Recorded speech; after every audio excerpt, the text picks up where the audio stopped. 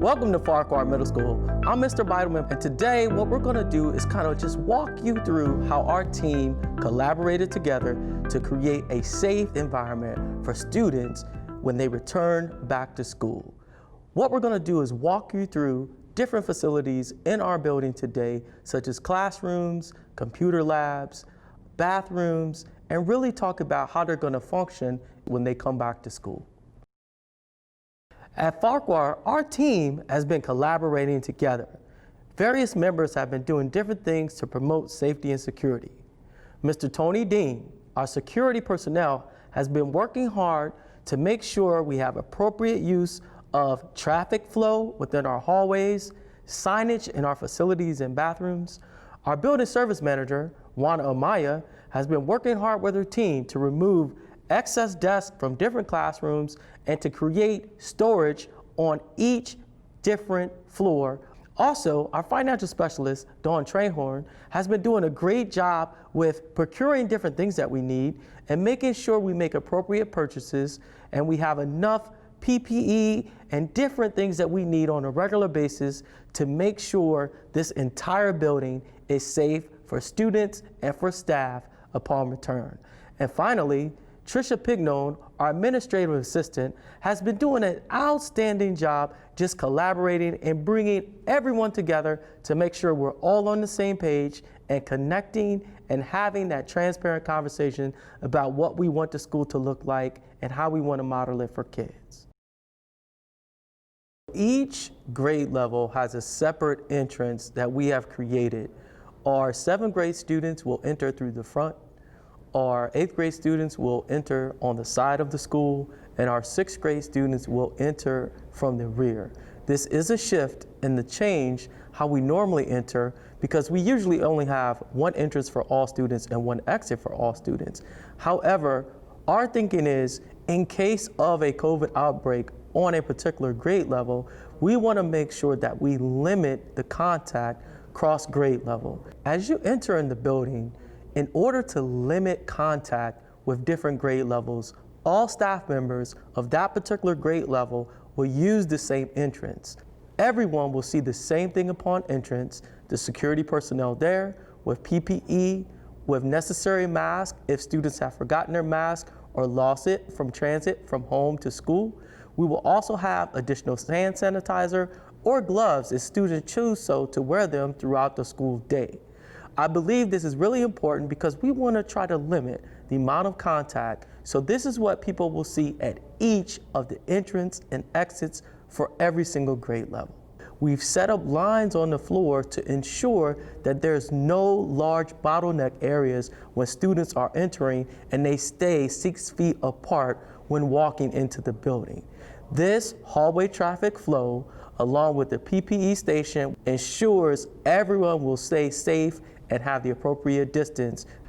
As you see, our lockers are caution taped off to prevent students from using lockers or sharing lockers, and this is all an efficient measure as we go through COVID-19 to prevent the spread of germs, to keep distance in all of our different areas.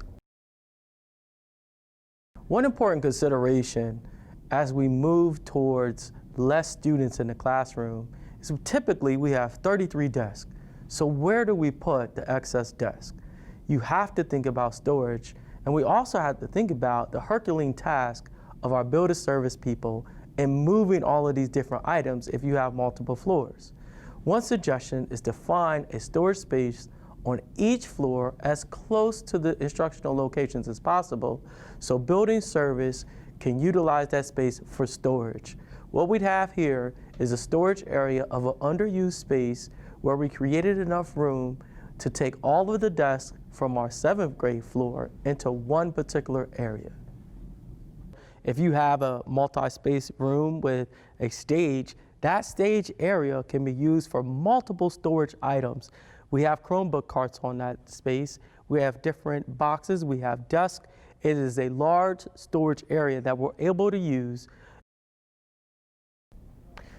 As we enter the grade level floor, I want to show the considerations that we have placed with our building service worker, which you see in the back. Each building service worker will be designated to the floor for every grade level. The building service worker is there to be in close contact and support for all teachers on the floor, and we've created a station with quick email access to the rest of her staff as well.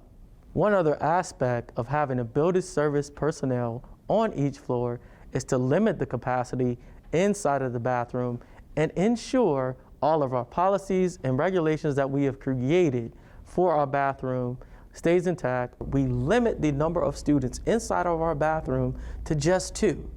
When students walk in, they will see signs and they will be oriented to our new protocols within our bathrooms. So students know if one student is at a yellow sink, then they have to go one sink over to the next Roadrunner yellow sink. If a student comes down with COVID-19-like symptoms, at Farquhar, what we want to try to create is a staffing situation where we create our own triage area.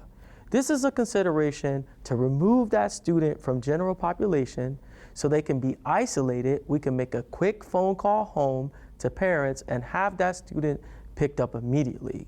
Our staff can wait outside, the student can be inside, and do a quick call to get the parent up here as quick as possible. This is separated from the general nursing station because the general nurse will still be working on cuts, bruises, small scrapes, and general medication for students. At Farquhar, one consideration we have for staffing this room is utilizing the people we already have assigned to the grade level for support, either our building service personnel workers, our counseling staff, an administrator, or even our paraeducators that are assisting. Many of you and my colleagues and administrators, along with your teams, have been doing a great job and been diligent at looking at traditional spaces and getting that 6 feet apart for your desk. I want to talk a little bit about some of the non-traditional spaces and also some of the different laboratories with some very heavy equipment that can pose challenges to your building service team. So instead of moving all of the big heavy tables out, one thing you can use is a color scheme. So we use this color scheme to place students 6 feet apart. We can also change the color scheme to different areas in different periods when students transition. This allows us to utilize computer lab spaces, laboratory spaces, and specialty area spaces effectively without moving materials around. These color wheels allow us to move students 6 feet apart without moving heavy equipment. In our Learning for Independence classroom, or our school community-based classrooms, students are used to having different resources available to them during the class period, such as cubbies, different workstations. And so what we try to do is repurpose those things to individual stations. So at the student's desk, they still have their Chromebook available to them. They have their individual cubby, which will remain on their desk with individual supplies. We also brought into play a plastic cover where students can write different things that they want to write, and then they can place it in here and show their teacher in a safe and appropriate way for teacher and student. As in our traditional classrooms, this classroom, we try to set it up where we provide that 6 feet space for student to have movement, for teachers to have access to walk through, to make sure everything is set up in a safe way for interaction. But in our Learning for Independence classrooms, in our school community-based programs, we even allow for additional space. We want to make sure that we increase the opportunity to have more adults inside of the classroom and to also ensure that the teacher is able to stand by the student's desk with distance and provide that additional support. Now we're coming into the cafeteria space, and as you can see, instead of the traditional cafeteria tables, what we have done is repurposed our desk and our chairs and brought them into this space to keep students 6 feet apart, really creating that individual seating area. So now during cafeteria time, we can make sure that all students are safe and have the appropriate distance. What we have also done is what you can see on the floor, we've created 4 different quadrants. These quadrants were created so we can use this space for other classrooms. If a staff member is uncomfortable with a smaller space, if there are ADA issues, if they don't want to get on the elevator, and we don't want them in a smaller classroom, and they prefer a larger classroom with more airflow, what we have done is created 4 different spaces that we can use. This gives us a lot of flexibility for large spaces. Another great use is for choir, orchestra, or band, where you have multiple kids in different section areas and you don't want them in close proximity. You can use this large space and have a class of 30 to 45 in quadrant 1 and also in quadrant 3, where they can be definitely separated, or 2 and 4. So this opportunity to use this space or any other large space to use our desk to separate them 6 feet apart again ensures that we are keeping students safe, but also giving them a similar experience to what they're used to. This was just Farquhar's take on how we can use just the things that we have here in our school, how we can repurpose or redesign different areas to make them suitable and safer for students upon their return. These are temporary measures for this moment in time, and we are working collaboratively together to ensure we create a safe environment for the return of our students, our staff, and all of our support personnel.